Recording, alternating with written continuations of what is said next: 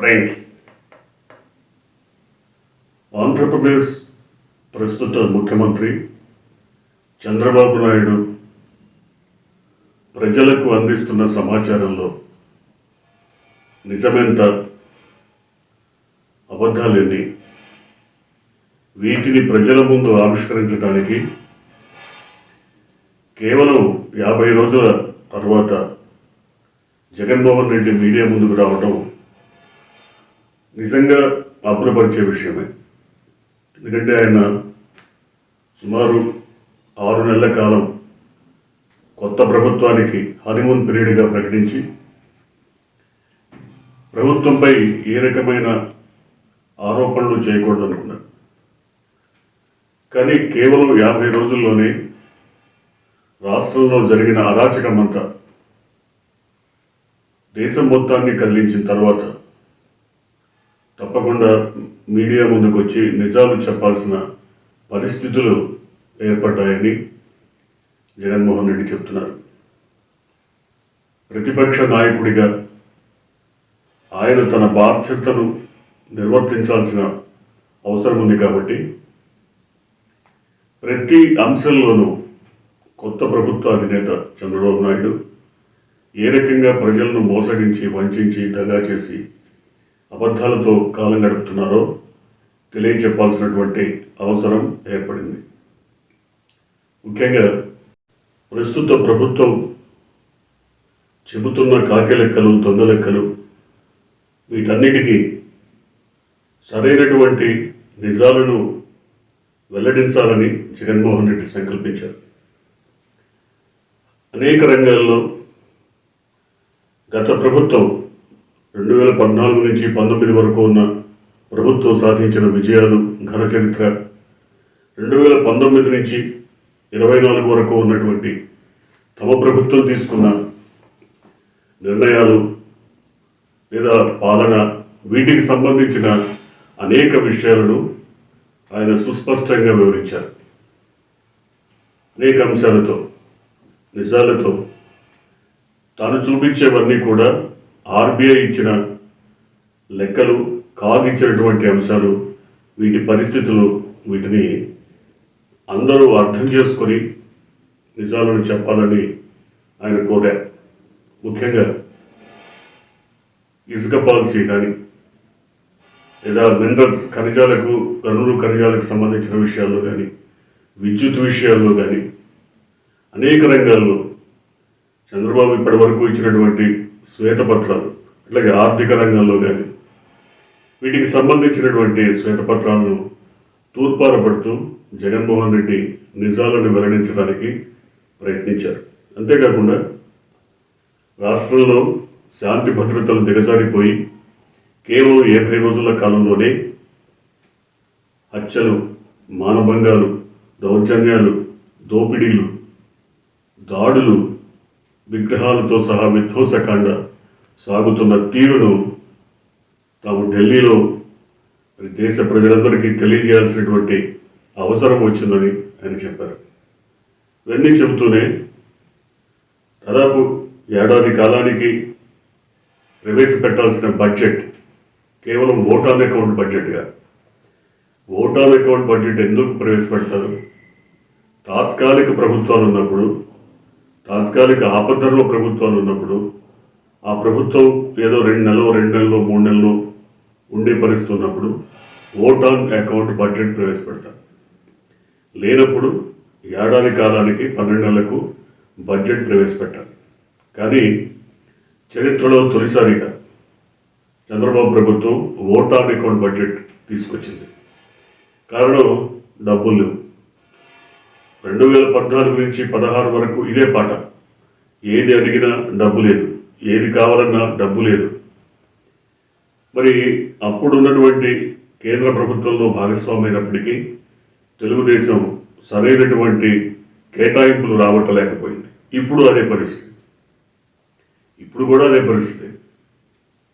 కేంద్రాన్ని నిలదీయలేని పరిస్థితి, కేంద్రం నుంచి కేటాయింపులు రావట్లేని పరిస్థితి, కేంద్రాన్ని గట్టిగా అడగలేని పరిస్థితి. సో అదే రకమైనటువంటి లోటు బడ్జెట్, లోటుతోనే ప్రభుత్వం నడుస్తోంది. అయితే ఈ పరిస్థితులన్నిటి వెనక నిజాలేంటి? కానీ 2019లో కేవలం 100 కోట్లు మాత్రమే ఖజానాలో మిగిల్చి వెళ్ళిపోయిన తెలుగుదేశం ప్రభుత్వం ఇప్పుడు 7,000 కోట్లున్నా ఇంకా డబ్బు లేదని మాట్లాడుతుంది. ఆనాడు 100 కోట్లు ఖజానాలో ఉన్నప్పటికీ పూర్తి బడ్జెట్ని జగన్మోహన్ రెడ్డి 2,28,000 కోట్లతో ప్రవేశపెట్టారు. అంటే 12 నెలల కాలానికి ఆయన బడ్జెట్ని ప్రవేశపెట్టారు. కానీ ఇవాళ డబ్బున్న ఆదాయం వస్తున్న తనకు 40 ఏళ్ల అనుభవం ఉంది, సంపద సృష్టిస్తానని చెప్పినటువంటి పెద్ద మనిషి 86 లక్షల మంది పిల్లలకి తల్లికి వందనం ఇవ్వాలి, కానీ ఈ ఏడాది ఎగరగొట్టేశారు. అట్లాగే రైతులకి 20,000 చొప్పున ఖరీఫ్ పంటకు ముందుగానే రైతు భరోసా ఇవ్వాలి, దాన్ని ఎగరగొట్టేశారు. గ్యాస్ సిలిండర్ల విషయం ఎగరగొట్టేశారు. అన్నిటినీ మొత్తం ప్రతి ఒక్కదాన్ని నిధులు లేవు, డేటా రావాలి, ఎంతమంది రైతులు ఉన్నారో తెలుసు, ఎంతమందికి ఇంతకుముందు రైతు భరోసా వచ్చిందో తెలుసు, ఎంతమంది పిల్లలు ఉన్నారో తెలుసు, ఎంతమంది తల్లులు ఉన్నారో తెలుసు. ఇంకేం డేటా రావాలి? డేటాకు సంబంధించి వీళ్ళు చెప్తున్న అంశాలను చూసినప్పుడు ఎంతమందిని ఎగరగొట్టాలి అనేదే అర్థమైపోతుంది. గతంలో రుణమాఫీకి సందర్భంగా కూడా కోటాయి కమిటీ వేసి 86-87 కోట్లకు గాను ఎంతమందిని తగ్గించగలుగుతాం, ఎంత మేరకు తగ్గించగలుగుతాం అంచనాలు తీసుకోమన్నప్పుడు సుమారుగా 87,000 కోట్ల రుణాలను 25,000 కోట్లకు తీసుకొచ్చారు. 25,000 కోట్లలో కూడా కేవలం 15,000 కోట్లే ఇచ్చి 10,000 కోట్లు ఎగరగొట్టారు. ఇప్పుడు కూడా అదే పరిస్థితి. ఆయన ఇచ్చిన హామీలు ఎప్పుడు అమలు జరగవన్నది, అబద్ధాల కుప్పగా ఆయన మారిపోయాడన్నది జగన్ ఈరోజు పూర్తి సాక్ష్యాధారాలతో వివరించారు. అంతేకాదు ఆయన శ్వేతపత్రాల్లో కూడా పూర్తి తప్పుల తడక, అబద్ధాలతో నిండినటువంటివని సాక్ష్యాధారాలతో వివరించారు.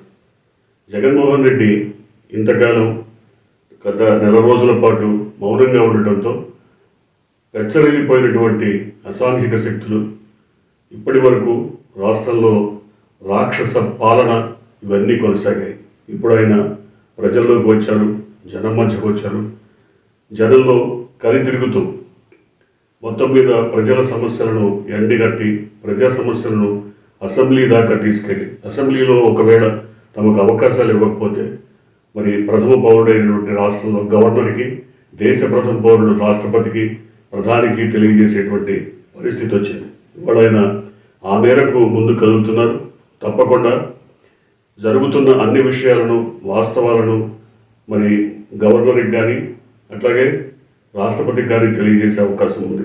ముఖ్యంగా ఇప్పటి వరకు జరిగినటువంటి అవకతవకలు, అలాగే రాష్ట్ర ప్రభుత్వం గవర్నర్ ప్రసంగంలో చేయించినటువంటి తప్పుడు లెక్కలు, వీటన్నిటినీ కూడా మరొక్కసారి రాష్ట్రపతి దృష్టికి తీసుకెళ్లబోతున్నారు.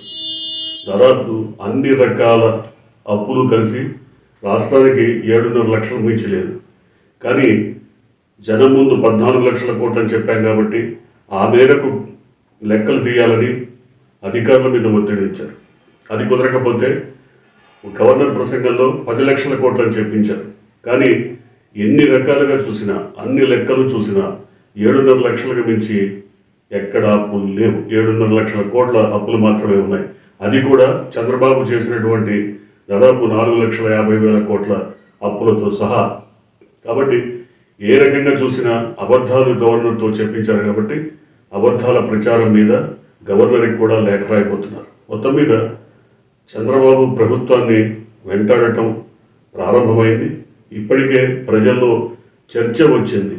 చంద్రబాబు ప్రభుత్వం పైన, ఆయన అబద్ధాలపైన, దివాళాకోరు రాజకీయాలపైన చర్చ వచ్చిందన్న విషయాన్ని జగన్మోహన్ రెడ్డి వెల్లడించారు. ఏది ఏమైనా మొత్తం మీద జగన్మోహన్ రెడ్డి స్తబ్దంగా ఉండకుండా, మౌనంగా ఉండకుండా తన రాజకీయ శైలికి భిన్నంగా ఇవాళ జనంలోకి వచ్చి మొత్తం మీద అన్ని రకాల అంశాలను ప్రజలకు తెలియపరుస్తున్నారు. దీని ఫలితాలు, పర్యవసానాలు అతి త్వరలోనే కనపడే పరిస్థితి ఉంది. చూద్దాం రానున్న రోజుల్లో ఏం జరగబోతుందో.